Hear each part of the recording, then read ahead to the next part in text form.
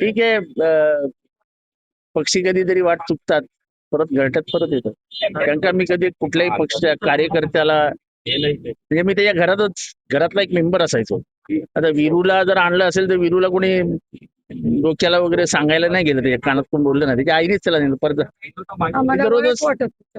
तिला दररोज वाईट वाटायचं की त्याने आवड सर्वांना सोडलंच कशाला. त्याच्यामुळे प्रत्येकावरती एक मानसिक दबाव होता आणि त्या दबावातनं ते घडलं आणि झालं. आणि दोघही हेमंत वाणी तर माझ्या घरातच असायचा. हे मलाच कळलं नाही मला का सोडून गेले. ठीक है, भूला हुआ बिछड़ा हुआ फिर घर लौट वापस आता है. तो उसे कुठेतरी हिंड तर किती दिवस हिंडल मग घरला की त्याची आई म्हणते किती दिवस हिंडल कुठे जाईल.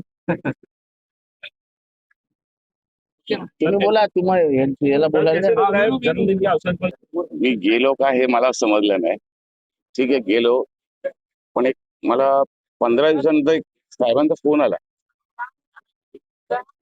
एक 7-8 फुलं वाहिली माझ्यावर. नंतर सांगितलं संपलं आता, चल बस झालं.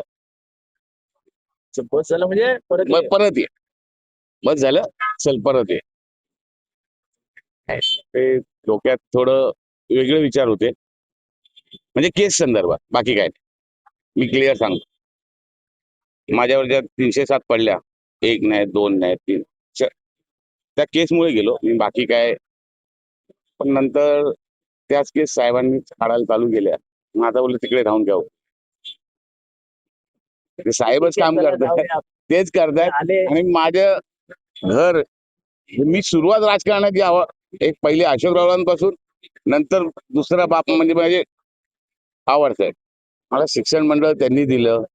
ठाण्यात ओळख ही साहेबांमुळेच आहे माझी आणि साहेबांमुळेच राहील. 2002 साली आमच्या घरांना तोडण्यासाठी महानगरपालिकेची नोटीस लागलेली. वय होतं माझ्या मते 17-18 वर्ष. त्या वर्षी साहेबांनी घर वाचवलं. त्या दिवसापासून 2022 पर्यंत साहेबांसाठी पण काही घडामोडी झाल्या, काही आमचे निर्णय चुकले. फक्त एकच सांगतो, एका शॉर्ट वाक्यात, आज या ठिकाणी प्रवेश करताना, या सर्व माहोल बघताना आणि 4 वर्षात ज्या गोष्टी भोगल्या त्यातून एकच वाक्य सांगतो की निजामाच्या दरबारातून आज सुटका झाला जातो.